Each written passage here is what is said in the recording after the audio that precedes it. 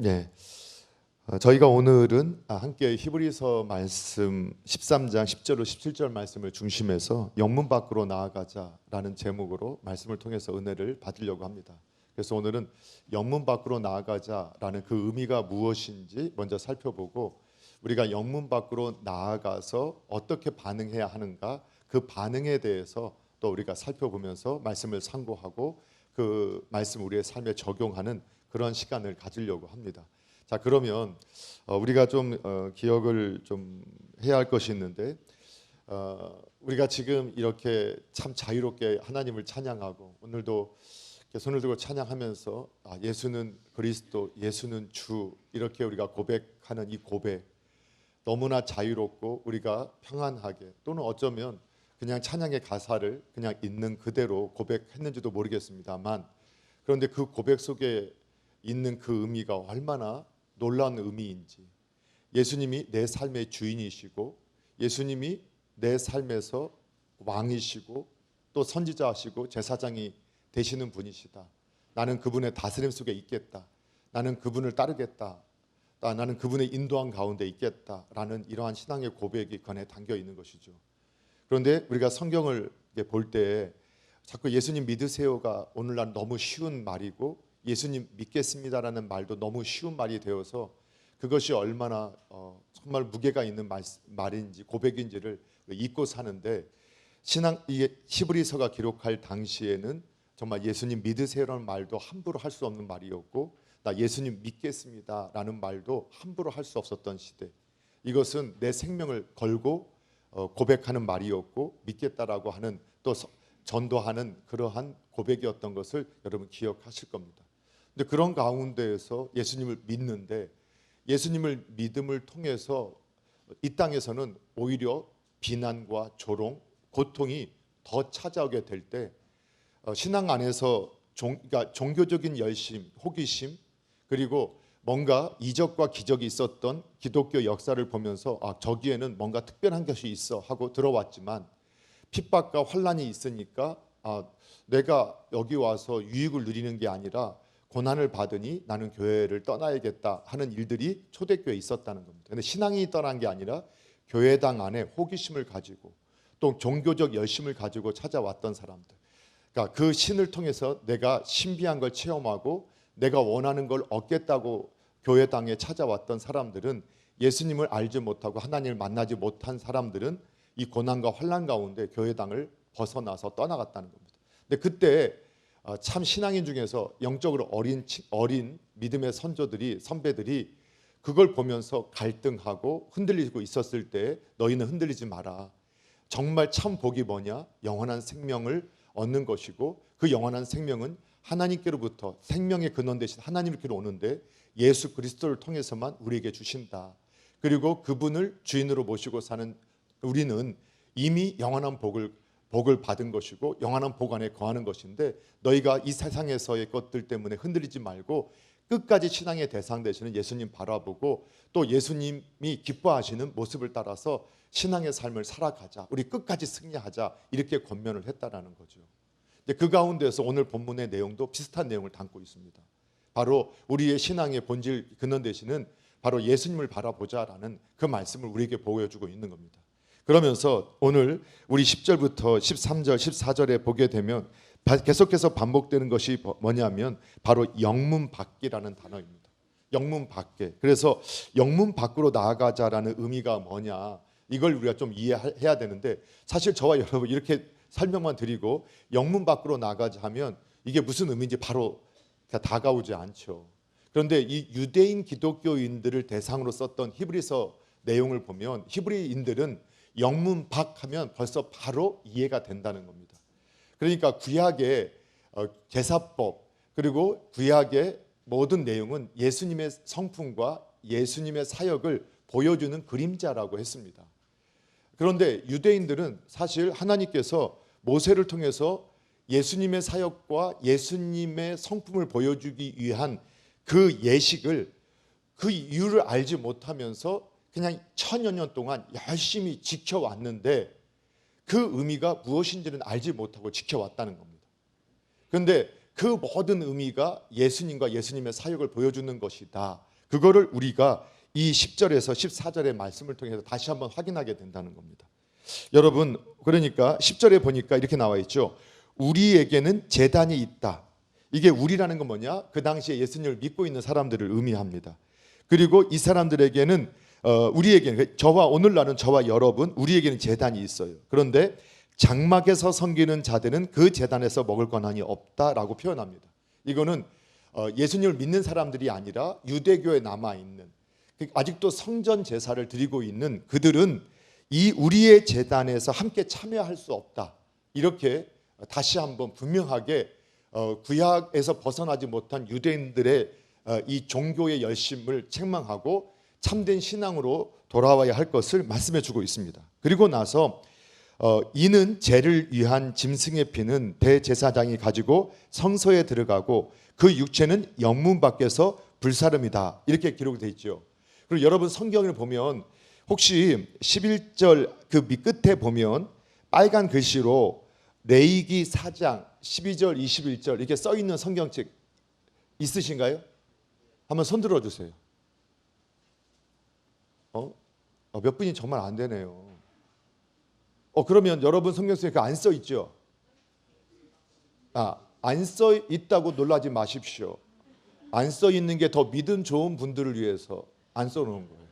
저처럼 믿음이 약한 사람은 이 성경을 잘 몰라서 이걸 잘 모르니까 찾아보기 쉽게 각 줄을 거기다 달아놔 준 거거든요. 그러니까 11절의 말씀은 레위기 4장 12절 21절을 근거한 거라고 주석을 성경의 각 줄을 관주를 달아준 겁니다. 그러니까 그 말씀은 이 말씀을 알아야 된다는 거예요. 그러니까 여러분 이 구약에 보면 레위기 4장은 속죄제에 관해서 나오거든요. 그러니까 속죄제는 어떤 제사냐? 나의 죄를 회개하기 위해서 드리는 제사인데 속죄제를 드릴 때는 피는 성소에 가지고 들어가지만 가죽과 그리고 그 고기와 내장과 똥까지도 짐 밖으로 가지고 가서 거기서 불사르라라고 성경이 말씀을 해주고 있어요. 6장 10절에도 레위기 6장 30절에도 보면 동일한 속죄제를 보완해서 설명하면서 이때 속죄제의 제물은 너희가 먹을 수 없고 그것을 불살라야 한다라고 이렇게 가르쳐 주셨거든요. 그러니까 그게 왜인지는 몰라요. 모든 제사의 제물은 제사장과 레인들이 함께 먹는 몫으로 하나님께서 책정해 주셨는데 속죄제의 제물만큼은 그 제물의 고기와 가죽과 그 다음에 내장과 똥까지도 진 밖으로 갖고 가서 거기서 태워야 한다. 이스라엘 백성들은 뭔지는 모르지만 속죄 제사를 드릴 때는 그렇게 행했다는 거예요. 이제 그걸 말하는 거예요. 11절 말씀. 그래서 레위기 16장에 하면 대속죄일에도 황소든 염소든 모든 속죄 제물은 피는 성소에 갖고 들어가지만 그러나 제물은 영 밖으로 갖고 나가서 이때 이제 영이라는 것은 구약에서는 그 구약의 이 출애굽기 시대에서는 이스라엘 광야 시대에 광야에 진을 치고 있었죠. 그 영 밖이라는 게 진 밖이라는 뜻이에요. 그러니까 이스라엘 공동체가 있는 그 울타리 밖에서 그 양이나 염소나 소를 불태워야 된다. 그리고 그 성전이 지어지고 난 이후에는 바로 성전 밖에 가서 불태워야 한다. 이제 이런 의미가 있었다는 거죠. 그때 그래서 영문 밖으로 나아가자라는 의미는 그러면 바로 12절에 보니까 예수님도 구약의 그 말씀을 예수님께서 피는 대제사장이 가지고 성소에 들어가고 육체는 영문 밖에서 불사르게 하셨던 그 하나님의 말씀을 그대로 이루신 분이 누구냐? 예수님이라는 거예요. 그래서 예수님이 자기 피로써 백성을 거룩하게 하려고 성문 밖, 영문 밖으로 가셔서 거기서 고난을 받으셨다. 결국은 왜 속죄 제물은 영문 밖에 가서 영 밖에 가서 진 밖에 가서 불사르려 했느냐?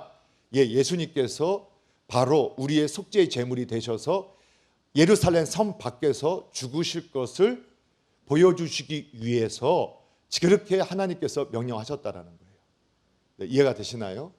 그것을 예수님께서 이제 성취하셨다라고 말씀하는 겁니다. 그러면 이제 성경이 오늘 우리에게 우리가 영문 밖으로 나아가자라고 하는 의미는 우리의 속죄 제물이 되셨던 예수님, 십자가를 지신 예수님께로 나아가자라는 의미가 영문 밖으로 나아가자라는 의미이라는 것을 여러분이 믿으시기 바랍니다.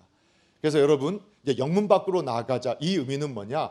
우리의 속죄의 제물이 되신 십자가를 지신 예수님께로 나아가자라는 의미라는 사실을 기억하시고, 저와 여러분은 항상 영문 밖에 계신 십자가를 지신 예수님께로 나아가는 은혜가 있기를 주님의 이름으로 축복합니다.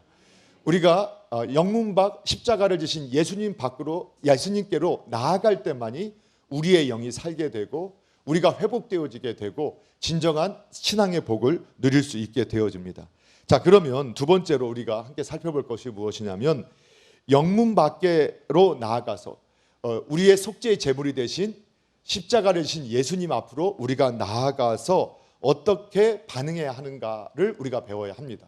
그러면 우리가 십자가 앞에 나아가자. 그러면 십자가 앞에 나아가서 십자가를 지신 예수님 앞에 나아가서 우리가 어떤 반응을 보여야 되는가, 그것 한번 보게 되는데요. 12절 말씀 같이 한번 읽어보겠습니다. 함께 읽습니다. 시작. 그러므로 예수도 자기 피로써 백성을 거룩하게 하려고 성문 밖에서 고난을 받으셨느니라. 아멘. 예. 먼저는 우리가 그분께 영문 밖에 나아가서 그분께 나아갈 때 그분이 왜 십자가를 지셨는가? 우리를 거룩하게 하시려고 십자가를 지셨다는 거예요. 그럼 그분 앞에 나아갈 때마다 우리는 무엇을 기대해야 되느냐? 항상 거룩해질 것을 기대하셔야 됩니다. 그리고 또 한 가지는 거룩해질 것을 다짐해야 합니다. 다시 한번요. 거룩해지기를 기대해야 하고 또 거룩해지기를 바라야 합니다. 이것이 우리가 가져야 할 태도라는 겁니다. 그 의미를 좀 살펴보면, 여러분, 이 거룩이라는 말은 어떻게 보면 깨끗해졌다는 의미입니다. 구별됐다는 의미죠. 깨끗해졌고 제사함 받았다는 의미가 거룩이라는 의미거든요.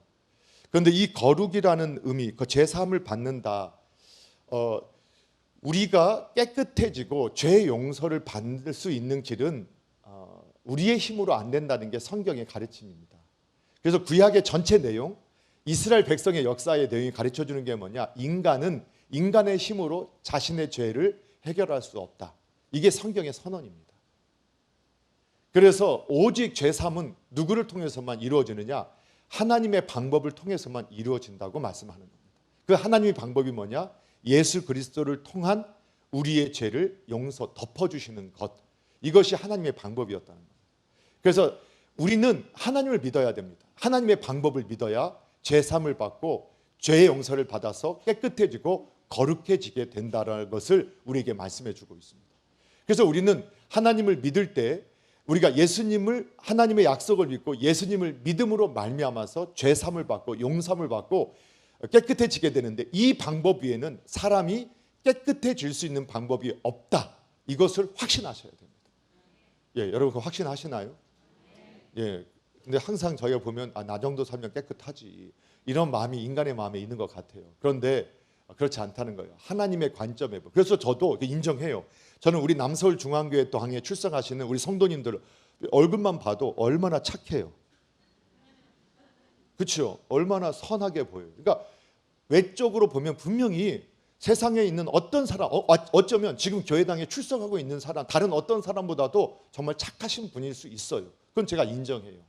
그런데 하나님의 관점, 하나님의 율법에 비춰보면 하나님의 말씀을 온전히 지키는 사람이 단 한 사람도 없어요. 그게 바로 성경이 말하는 죄인이라는 거예요. 예. 그래서 우리가 겉으로는 지킬 수 있지만 하나님은 우리 마음 중심까지도 감찰하시는데, 탐심을 가지면 이미 도둑질한 사람이에요. 우리가 음란한 마음을 품으면 이미 간음한 사람이다. 근데 그것도 빨리 씻어야 된다, 이렇게 말씀하시거든요. 그런데 이제 그런 것들을 볼 때 우리가 다 죄인이라는 거예요. 그리고 뿐만 아니라 우리가 그래서 이제 예수님을 믿으면 예수님께서 우리를 의롭다고 여겨주신다. 여러분 들어봤죠? 그 칭이라고 하는 게 뭐냐? 의롭다고 불러주신다는 의미가 칭이에요. 그러니까 이거는 재판장에서 재판관이 너는 이제 의롭다, 더 이상 죄값을 안 쳐도 돼 하고 땅 두드려서 법적으로 이제 너는 죄사함 받았다는 의미지, 우리가 여전히 죄가 없는 사람이라는 의미가 아니라는 거예요. 그러니까 예수님이 죄를 덮어주셨기 때문에, 예수님이 그 우리 죄값을 지불하셨기 때문에 우리가 죄값을 치르지 않아도 된다라는 의미가 칭이라는, 우리가 거룩해졌다는 의미지, 그것이 우리가 죄가 없는 사람이 되었다 이게 아니에요. 여전히 우리는 죄인이에요. 죄가 있어요, 우리 속에. 그래서 우리가 예수님을 믿고 나서도 우리가 죄를 짓습니까, 안 짓습니까? 예, 안 짓는 분은 지금 빨리 천국으로 가셔야 돼요. 아니, 빨리 부르실 수 있어요. 그런데 여러분, 오늘 예배당 나오시면서 혹시 죄 짓고 오신 분 계시지 않나요? 제가 전도사 때 전도사 때도 그 이후에도 많이 그랬어요. 그게 뭐냐면, 제가 이제 안양에서 살 때 이게 교회로 오려면 이제 빨리 아내가 준비를 해줘야 하고, 사모가 열심히 아이를 빨리 케어해서 옷 입히고 빨리 준비하고 평소보다 더 열심히 해서 나 예배 드리러 가야 되잖아요. 예배를 인도하러 가야 되는데 아내가 너무 꾸물꾸물 거리는 거예요. 그러면 제 마음에 어떤 마음이 들겠어요? 아니, 예배 드리러 가려면 평소보다 한 30분 일찍 일어나서 준비하고 철저하게 해서 하나님 앞에서 예배해야지. 지금 이렇게 해가지고 이게 늦게 가면 어떡하냐, 나 이것 때문에 늦으면 어떡하냐, 예배 드려야 되는데.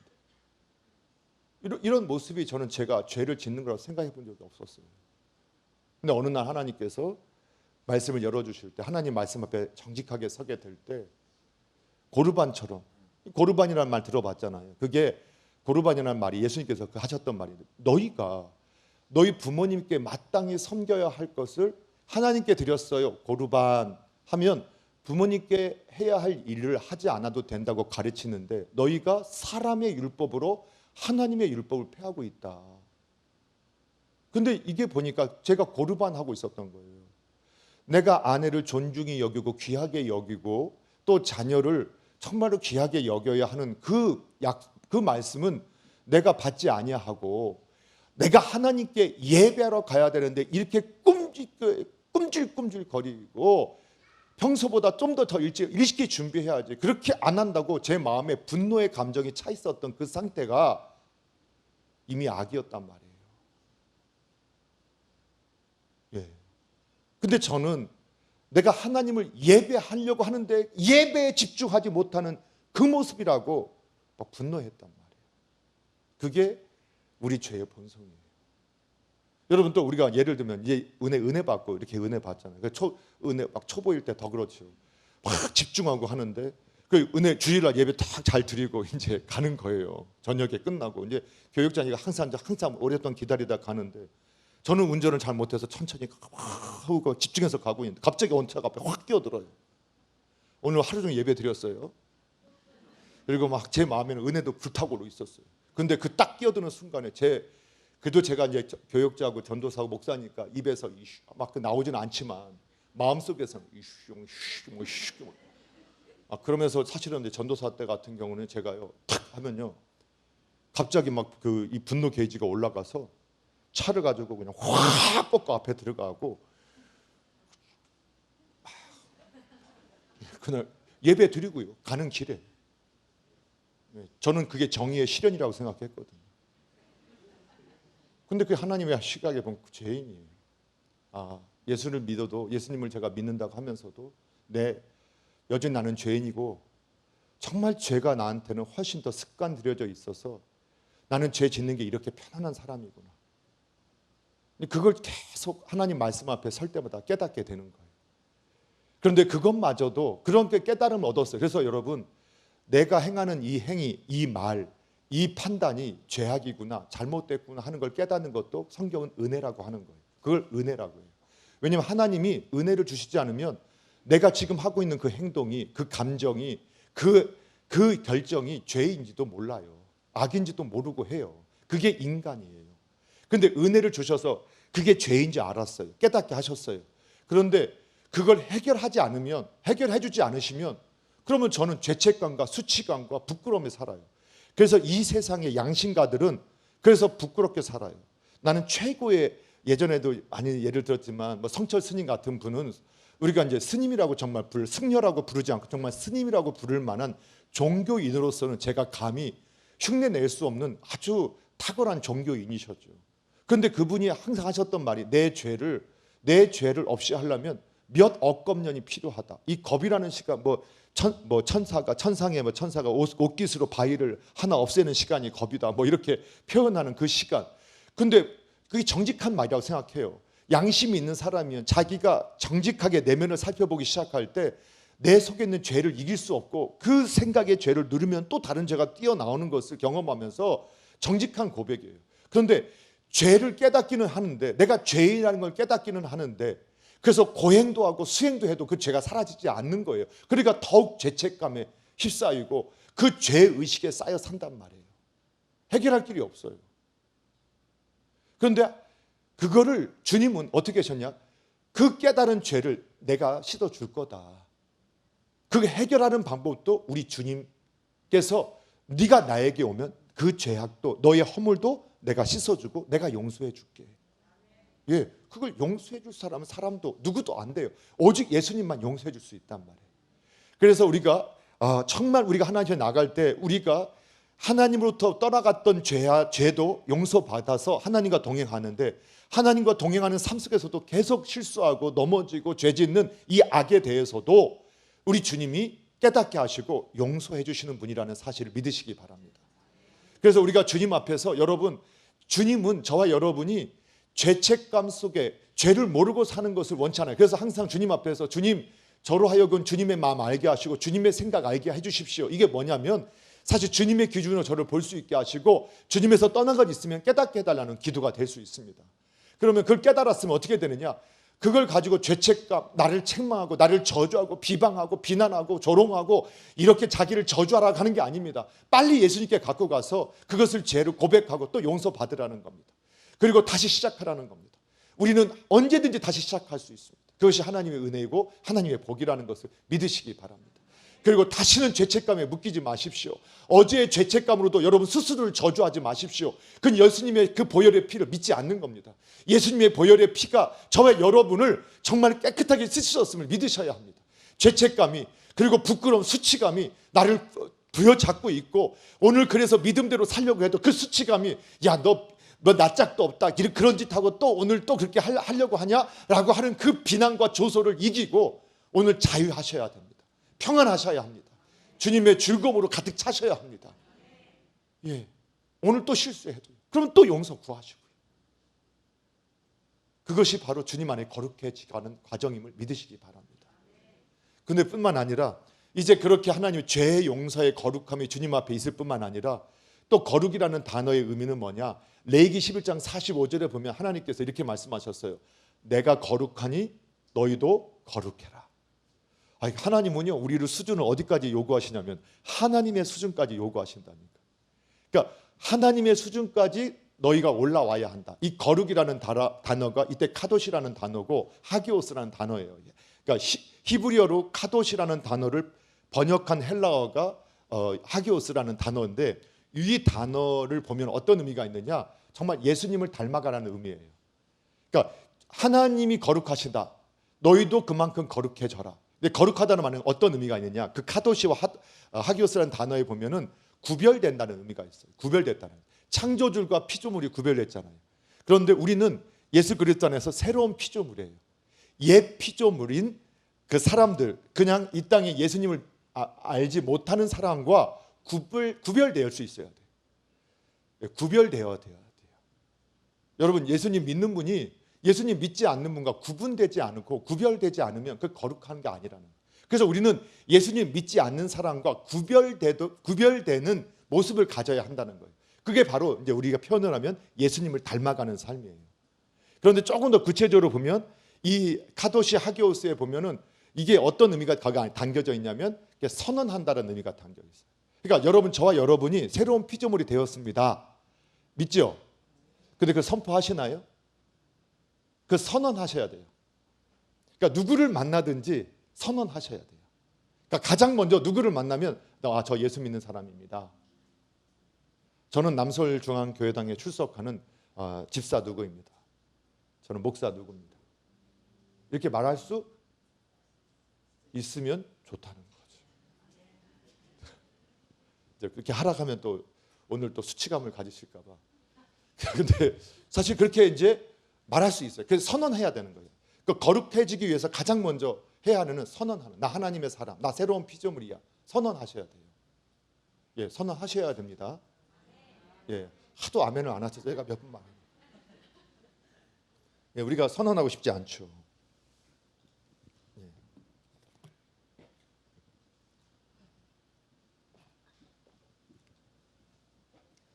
그러니까 선언해야 된다. 예, 선언하셔야 됩니다. 내가 예수님 믿는 사람이다라는 걸 선언함을 통해서 우리가 구별되기 시작해요. 사실 우리가 왜 예수님 믿는다는 걸 고백 못할까 보면 손해볼까 봐 그런 것 같아요. 그리고 또 거추장스러워서. 원래 예수님 안에서 자유하라겠는데 우리는 예수님이 있으면 자유가 없어져 버리는 것 같은 잘못된 속임에 속고 있거든요. 그냥 나 예수님을 믿습니다라고 선언하고는 그냥 예수님 믿는 사람답게 행동하는 것이 자유거든요. 근데 우리가 막 죄송해요. 나 교회 다니는데. 제가 교회 다녀서요. 왜 그래야 될까요? 그거 정말 이상하잖아요. 우리가 죄 지었어요? 뭘 잘못했어요?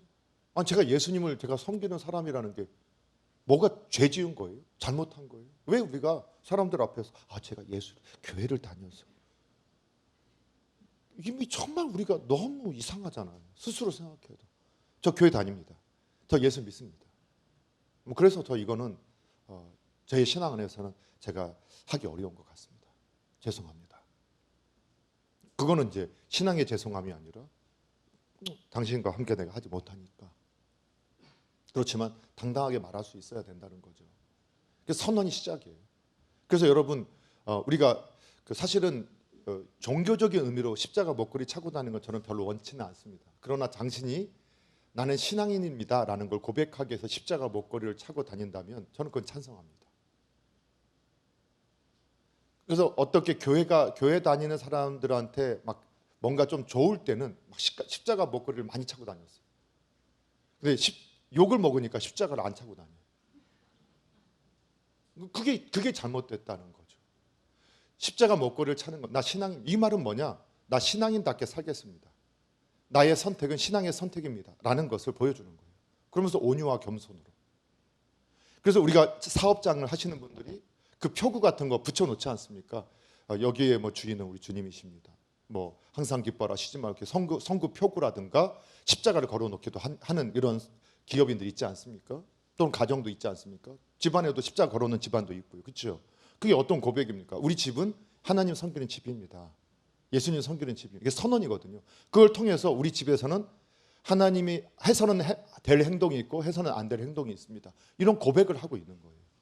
그래서 선언이 굉장히 중요합니다. 그렇죠? 그리고 그 카도시라는 이 의미에는 끊다, 구별하기 위해서 우리가 거룩해지기 위해서는 뭐야? 끊어야 돼. 끊는다, 단절한다는 의미가 있어요. 그러니까 끊을 건 끊고 단절할 건 단절해야 돼요. 끊지 않으면 거룩해지지 않아요. 여러분 거짓말하는 거 끊어야 돼요. 언제까지 좀 더 그러니까 끊어야 돼요. 사실은 끊는 노력이 필요해요. 게으른 것도 끊어야 돼요. 예, 술도 끊으셔요. 아멘 안 하시는 건 안 마시니까 아멘 안 하죠. 그러니까 담배도 끊으세요. 그러니까 술을 마시고 담배 핀다고 해서 지옥 가느냐? 아니에요. 절대 그렇게 하지 마십시오. 술 마시고 담배 피워서도 천국 갑니다. 예수님 믿으시면. 그런데 모든 것이 모든 것이 유익한 게 아닙니다. 자꾸 술에 대해서 뭐 저쪽 하시는데 잠언서 보십시오. 전혀 성경은 크리스천들이 술을 마시는 것을 권장하지 않습니다. 그러면 믿음의 경건의 유익을 위해서 끊어야죠. 왜 그러느냐? 사실 술과 담배 같은 경우는 기호품이라 하잖아요. 그런 것들이요, 인간의 마음에 위로를 줘요. 편안함을 줘요. 담배 피는 사람은 왜 피세요? 아무도 모르니까. 제가 물어봤어요. 저도 담배를 안 펴봐서. 저도 담배는 정말 안 펴봤어요. 집안이 그래서 그러는데 예수님 믿기 전부터 지금까지 안 펴봤어요. 물론 시골에서 어렸을 때 누가 준 담배는 이렇게 요거는 좀 한두 번 해봤어요. 그러나 이렇게 속담배 이렇게 막 이런 거 안 해봤어요. 그러니까 마셔 뭐 피가 없었어요. 정말 믿어주세요. 제가 착했어요. 제가 그래서 안 폈어요. 그래가지고 안 폈는데 그런데 이제 제가 물어봤어요. 왜 그 담배 피냐? 그 담배를 피면은 갑자기 막 떨림이 싹 마음이 가라앉는데요. 편안해진대. 그러니까 사실 신앙으로 예수님을 의지함으로 편안해지고 예수님을 의지함으로 담대해져야 되는데 담배 한 모금으로 담대해지는 거예요. 그 정도 바꿀 정도가 되면 그리고 이 말이 나 언제든지 끊을 수 그럼 끊으세요. 왜 안 끊어요? 언제든지 끊을 수 있다 하는데 그게 없으면 불안하니까. 근데 신앙은 예수님으로 인해서 우리가 불안을 이겨야 되고 근심을 이겨야 되고 염려를 이겨야 되잖아요. 술 마시는 분도 마찬가지고요. 더군다나 이제는 지금 시대가 많이 바뀌어서 예전처럼 술 안 마시면 때리거나 왕따시키거나 물론 지금도 그런 분위기가 남아있죠. 근데 요즘에는 예수님 안 믿는 분들 나 술 안 마셔요? 이렇게 말하고 하는 시대예요. 그럼 우리 때는 이 버르장머리 없는 놈 하고 한 대 맞고 뒤에 불러가서 한 대 하고 했는데 지금은 그렇게 해요? 그렇게 하면 이제 그 사람을 또 고발하잖아요. 근데 이런 거는 참 이런 건 또 사용 안 해요. 우리가 너무 착해서 우리 크리스찬이 어떻게 고발하냐고. 근데 고발할 필요는 없어요. 그러나 당당할 수 있잖아요. 안 믿는 사람도 자기 건강 위해서 저 안 마십니다. 저 뺀질이 하면서 하는데 아니 우리 믿는 사람들이 왜 그거를 그렇게 못하냔 말이에요. 이제는 그 끊음을 통해서 나는 구별됐습니다. 보여주는 거잖아요. 그 거룩이라는 건 끊어야 돼요. 끊지 않으면 구별되기 어려워요. 그 다음에 뭐냐? 봉헌하다는 의미가 있어요. 헌신한다는 거죠. 그래서 헌신하지 않으면 구별되지 않아요. 여러분 몸도 시간도 물질도 하나님을 위해서 헌신할 때 우리가 거룩해져 가요. 역시 이것도 아멘을 안 하시는 건 너무 잘하고 있으니까 아멘 안 하시죠. 그런데 여러분 우리가 신앙의 눈으로 보는 걸 볼 때 우리가 다 알아요. 다 아멘 하세요. 여러분 저와 여러분 중에서 주님께로부터 받지 않은 것이 있어요 없어요? 여기서 있다고 하면 큰일 나는 거죠. 신앙을 안에서 우리 다 알잖아요. 다 내가 주님께서 받지 않은 것이 어디 다 주님께서 주신 겁니다. 그러니까 헌신이라는 말 자체가 사실 맞지 않는 거예요. 주님께서 주신 것을 가지고 주님을 위해 쓰는 거예요. 물질도 몸도 시간도 내게 아니라니까요. 그분이 내게 주신 것을 가지고 그분을 위해서 봉헌하고 그분을 위해서 헌신할 때 그게 바로 거룩이라고 성경이 말하는 거예요. 그런데 여러분이 지금 모르시고 이미 여러분 지금 헌신하고 있잖아요. 여러분이 지금 이 시간을 주일이라는 시간 이 시간을 하나님의 지금 봉헌하고 있잖아요. 여러분 구별해서 드리고 있잖아요. 여러분께서 헌금이 그것이 액수가 크든 작든 간에 어쨌든 하나님 앞에서 여러분이 하나님께 받은 재물 중에서 물질 중에서 헌금하셨잖아요. 그리고 여러분이 몸도 시간만 구분했어요. 몸도 여기 지금 드렸잖아요. 여러분 몸이 지금 밖에 있는 분 있어요? 있죠. 지금 이제 여기 오늘 영상으로 보시는 분들 두려워하지 마십시오. 여러분도 여기에 참여하는 것으로 인정해 드린다니까요.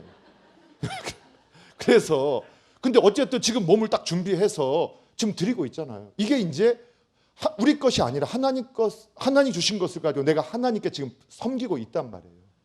그렇죠? 우리 교사로 아니면 찬양팀으로 이렇게 헌신하는 분들 이게 내가 내 몸, 내 시간, 내 물질을 하지 않고 이거 하나님이 내게 주신 걸 가지고 드린단 말이에요.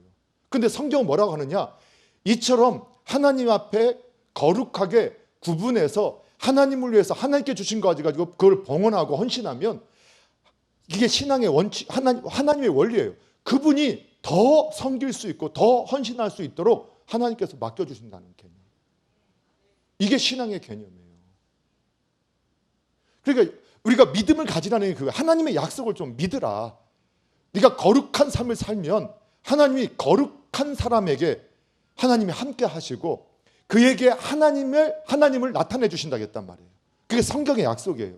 그러니까 거룩하게 사는 사람에게 하나님 역사하세요. 네. 그래서 우리가 영문 밖으로 나아가자. 십자가를 지신 주님께로 나아가자. 그건 거룩해지기 위해서 나가는 거예요. 먼저는 제사함 받고 그리고 그 십자가를 지시까지 순종하셨던 예수님을 바라보면서 아버지의 뜻이래, 하나님의 뜻에, 주님의 뜻에 나도 온전히 순종하는 삶을 살겠습니다. 그렇게 거룩한 삶을 살겠습니다 라고 고백하는 이 사람들. 예. 그런 사람들을 하나님 찾고 계시는 거예요. 그래서 너희가 영문박 십자가를 지신 주님께로 나아가자, 우리에게 이렇게 권면하고 있는 거예요. 사랑하는 성도 여러분, 저와 여러분, 주님 십자가 지신 주님께로 나아가셔서 제사함과 우리의 모든 허물이 용서받는 은혜가 있기를 주님의 이름으로 축원합니다. 그래서 오늘 자유하십시오. 예, 어저께까지 죄진 거 있어도 오늘 거기 다시 그거 생각하면서 나 같은 경우는 여기 예배당에 있어도 되나? 그 마귀에게 속지 마시고 예수님의 보혈은 그걸 다 용서하신다니까요. 그 대신에 결단하셔서 오늘 끊으십시오. 어저께 했던 그 나를 괴롭게 했던 그 행동을 내가 끊겠다 결심하시면 됩니다. 그리고 자유하십시오. 가서 또 용서를 구하시고 할 수 있는 행동을 하십시오. 그런 은혜가 있기를 축원합니다.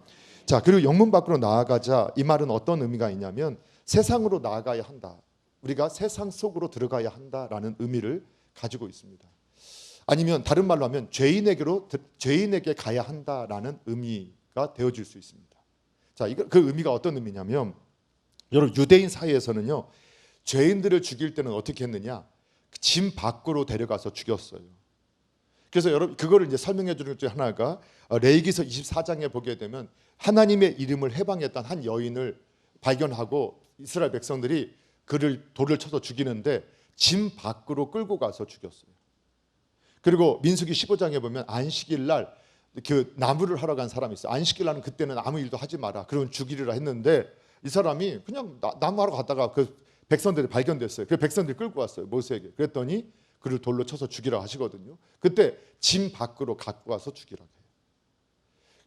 이게 이제 그런 사상이 유대인에게 있었다, 이걸 기억하십시오. 그러다가 사도행전에 보면 유대인의 입장에서는 스데반 집사님이 하나님을 거역하는 사람, 하나님의 이름을 모독하는 사람처럼 보였단 말이에요. 범죄자처럼 보였단 말이에요. 그래서 스데반 집사님을 유대인들이 어떻게 죽였냐, 돌로 쳐 죽였거든요. 그때 어떻게 했어요? 성문 밖으로 나가서 돌로 쳐 죽였어요.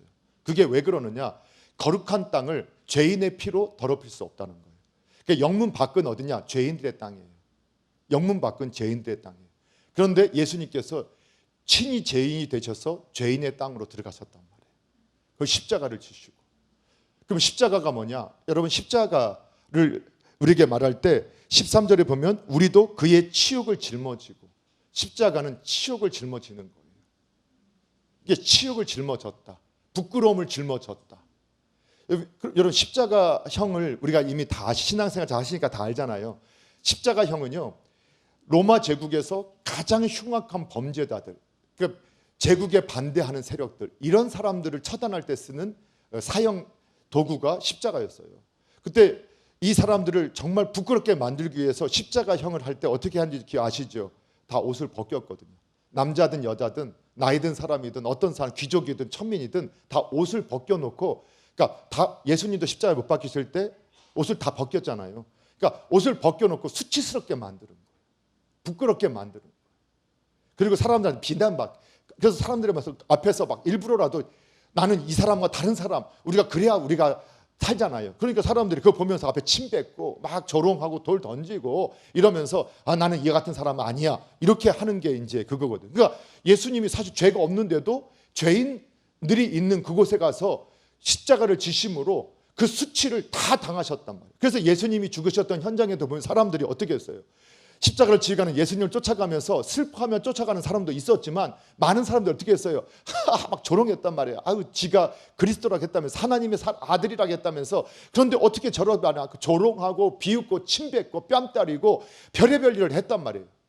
그게 수치를 짊어지셨다. 그런데 예수님께서 왜 수치를 짊어지셨느냐, 그들이 그를 그렇게 부끄럽게 여기고 비난하고 조롱하고 이렇게 하는데도 예수님이 그들에 대해서 어떤 말을 하신 것이 없어요. 그냥 묵묵히 그 비난, 조롱, 그 비웃음, 그 침뱉음, 그걸 다 당하고 그냥 가세요. 그 십자가가 또 뭐예요? 십자가는 사형틀이에요. 죽음을 말해요. 예수님이 안 싸우셨어요. 종종 저는 저를 봐요. 그런데 제가 이제 복음을 전할 때 복음을 안 듣는 사람하고 이렇게 하다 보면 제 안에 막 싸우는 마음이 들 때가 있어요. 왜 그런가 보니까 내가 믿고 있는 게 옳다라는 것을 증명하고 싶은 마음인 것 같아요. 그 사람을 사랑해서가 아니라 정말 그 사람을 사랑해서 정말 예수님 밖에는 영생을 주실 분이 없으니까 정말 예수님을 믿어야 우리가 영원한 생명, 우리가 죽어서 소멸되는 존재가 아니라 영원히 사는 존재인데 정말 영원한 형벌이도 있고 영원한 축복도 있다면 정말 영원한 축복을 받아야 하는데 정말 예수님 모르면 그거 안 되는데 이런 안타까움에서 하는 게 아니라 내가 믿는 게 옳다라는 것을 막 드러내고 싶고 이기고 싶어서 그래서 제가 막 싸운 때가 있는 것 같아요. 저 그럴 때 많았거든요. 저는 우리 집안이 예수님 안 믿었거든요. 꼭 그런데 가족들이 모여서 제사 지나는데 제가 제사 서 있겠습니다 하면 예수 믿는 것 때부터 시작해서 별의별 하여튼 교회사에 나오는 모든 욕이란 욕은 교회에 대한 욕은 다 나와요. 굳이 안 해도 되잖아요. 그러면 제가 듣고 그냥 정말 예수님처럼 그 모든 걸 듣고 그냥 거기 내가 죽어졌으면 그리고 저는 마땅히 하나님의 사람으로서 행해야 할 일만 했더라면 예수님께서 마땅히 십자가를 지시기 위해서 그냥 묵묵히 아버지의 뜻에 따라 그냥 순종하며 걸어갔던 길을 저도 걸어갔으면 저 빨리 우리 집안이 복음화되지 않았을까. 그래서 저는 막 핏대가 나서 아니 교회가 써요 하면서 저도 그냥 대판 싸우고 나면 그 끝나고 나서도 다 결국은 또 이분들은 또 뭐라 역시 교회 다니는 놈 때문에 우리 집안이 다 이렇게 시끄러워졌어요. 아니 말은 당신들이 먼저 해놓고 교회에 대해 비난하고 막 신앙에 대해서 막 서양 귀신 별의별 다 말해요. 그 제가 열받아서 한마디 딱 하면 역시 교회 다니는 놈 때문에 우리 집안이 다 이렇게 돼버렸어. 그래서 예수님의 방법이 그게였구나. 예수님이 그 죽음 그냥 죽음으로 받아들였구나. 죽이니까 죽임 당하셨구나. 침 뱉으니까 침 뱉음 당하셨구나. 조롱하니까 조롱 받으셨구나. 비난하니까 그냥 비난 받으셨구나. 근데 그거 아무 신경 안 쓰고 주님은 그냥 골고다 언덕 그 제단을 향해서 아버지의 뜻을 순종해서 가직하는 거예요. 그들에 대해서 어떤 믿음도 바라지 않아요. 어쩌면 우리가 영문 밖 십자가 지신 예수님께로 나아가자. 이거는 우리가 죄인의 자리로 나아가자. 세상으로 들어가자. 거기서 우리가 십자가 지자. 십자가 지자는 말은 어떤 수치 부끄러움을 우리에게 말을 해도 침뱉어도 우리가 그걸 지자. 싸우지 말자. 그리고 차라리 내가 죽자. 그런데 성경은 죽으면 살아나게 되는 역사가 있어요. 죽은 곳에서 살아나는 역사가 있어요. 모욕을 당했지만 하나님께서 높이시는 역사가 있어요. 그게 신앙의 방법이라는 거죠. 영문 밖 우리 십자가 지신 예수님께로 오늘 나아가셔서 주님이 아직 우리가 죄인 되었을 때 우리를 사랑하셔서 우리 안에 들어오셔서 우리와 같은 사람이 되시고 그분이 십자가 지시고 그 수치와 비난을 짊어지셨던 것처럼 저와 여러분도 영혼을 살리고 하나님의 뜻을 이루는 일에 이렇게 아름답게 쓰임받게 되기를 주님의 이름으로 축복합니다. 마지막 하나 좀 더 살펴보면요. 우리가 영문 밖으로 십자가 지신 예수님께로 나아가자로 할 때 이것을 다른 또 반대 우리가 세상 죄인 속으로 들어가자 세상 속으로 들어가자겠는데 또 이 의미가 어떤 의미로 해석이 되어지냐면 세상에서 나와야 한다라는 의미가 이 안에 포함되어 있어요. 예, 다시 한번 보면요. 우리가 13절에 보니까 13, 14절 같이 한번 읽어볼게요. 시작.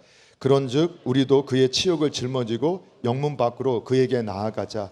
우리가 여기에 영구한 도성이 없으므로 장차 올 것을 찾나니. 아멘. 여러분 이 세상에 있는 교회가 온전하지 않습니다. 그리고 오늘 이 영문 밖으로 나아가자 예수님께로 나아가자 이 의미를 볼 때 당시에 예수님 당시에 예루살렘은 어떤 곳이었느냐.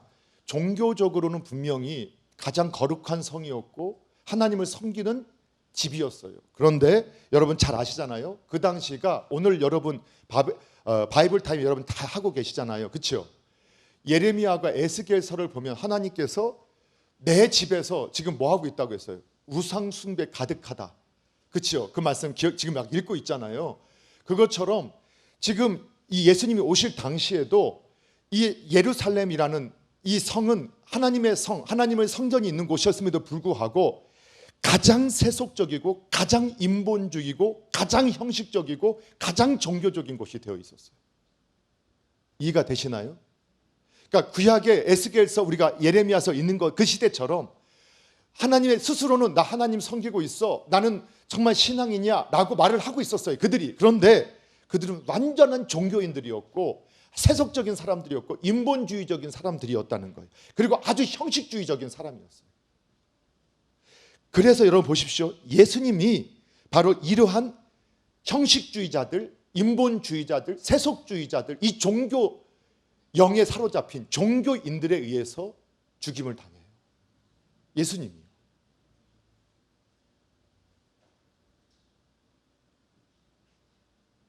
그래서 오늘 이 말씀을 우리가 교회당 안에 있지만 오늘 잘 기억하셔서 우리가 종교인이 돼서는 안 되고 형식적인 신앙이 돼서는 안 되고 그리고 세속적인 인본주의적인 세계관의 사람이 되어서는 안 된다. 설사 우리가 정말 그래서 오늘 이 교회가 오늘 이 예배당이 어디냐? 완전한 세상을 우리에게 보여주고 있어요. 우리가 이 세속주의와 타협하면, 인본주의와 타협하면, 이 형식주의와 타협하면, 종교의 영과 타협하면 여러분 안 되는 거예요. 여러분 이 세상에서 우리가 탈출해야 돼요. 나와야 돼요.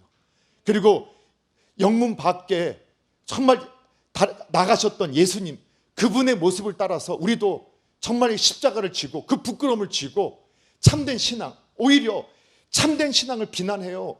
조롱해요. 비웃어요.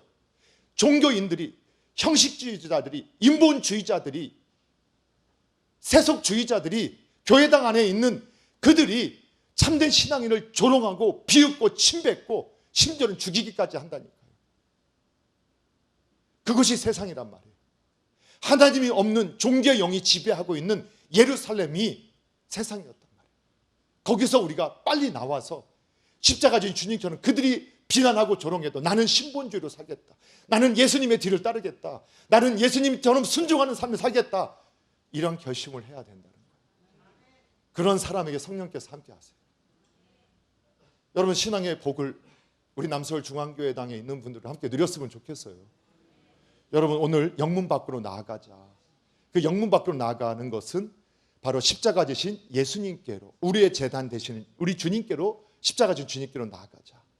그러면 그걸 나가서 우리가 제3, 정말 주님을 떠났던 사람 다시 주님께로 돌아오고 우리의 실수, 허물, 죄악들 이것들도 예수님께 용서받고 다시는 수치감, 부끄러움, 저주, 스스로에 대한 저주, 그리고 증오 이런 것들에 다 자유하셔서 다시 오늘 정말 주님이 주시는 그 자유함과 기쁨과 평안함을 누리게 되기를 주님의 이름으로 축원합니다. 그리고 오늘 다 주님 앞에서 정말 주님을 닮아가는 거룩한 모습이 있을 수 있도록 정말 예수님을 믿는 구체적인 삶의 변화가 교회당 안에서, 가정 속에서, 일터 속에서, 학업의 현장 속에서 정말 예수님 때문에 끊을 건 끊고 정말 예수님 때문에 내가 정말 헌신할 것을 온전히 헌신하고 그 다음에 내가 하나님의 사람임을 선포하고 선언하면서 그렇게 믿음으로 거룩해져가는 그러한 주님을 닮아가는 은혜가 있기를 축원합니다. 그리고 우리가 영문 밖으로 나아갔을 때 정말 세상으로 세상 속으로 예수님께서 정말 세상 속으로 들어가셔서 십자가 지시고 그 부끄러움은 다 그분이 끌어안으시고 그분이 죽으시고 그분이 침뱉음을 받으셔서 우리를 살리셨던 것처럼 여러분 그게 사랑 때문이었다고 하셨다고 했잖아요. 우리도 정말 우리가 이겨서 내가 옳다라는 것을 증명하자, 이 수준을 뛰어넘어서 정말 그 영혼을 살 길은, 정말 저 영혼이 살 길은 하나님 만나는 길밖에 없는데, 예수님밖에 없는데 어떤 말 비난과 조롱을 들어도 온유와 겸손으로 주님처럼 그는 내가 죽어지고 내가 그 부끄러움은 내가 다 짊어지고 싸우는 영이 아니라 살리는 영으로 쓰임받게 되기를 바랍니다. 그리고 마지막 우리가 함께 했던 것처럼 우리가 교회당이 예루살렘이 가장 세속적인 것이 되었던 것처럼 인본주의가 신앙인 것으로 둔갑하고 종교가 신앙으로 둔갑하고 형식주의가 신앙으로 둔갑하고 세속주의가 신앙으로 둔갑하고 있어서 뭘 그렇게까지 교회에 가? 뭘 그렇게까지 헌신해? 나도 교회 다녀. 뭘 그렇게까지 해?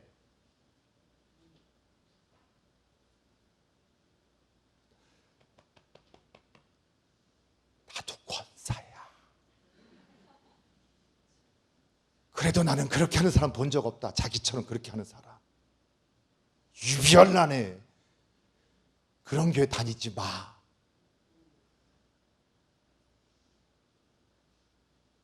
빨리 나오십시오. 오늘 하루도 하나님 앞에 주님의 길을 따라가고 그 주님의 순종의 길을 따라가고 주님이 더 일하심을 경험하는 이 시대에 주님이 일하시는 교회가 사라져가고 있다는 진단들, 우리가 일하는 게 아니라 주님이 일하심, 우리 남서울중앙교회가 주님이 일하시는 교회 되기를 주님의 이름으로 축복합니다. 우리 함께 기도하는 시간을 갖겠습니다.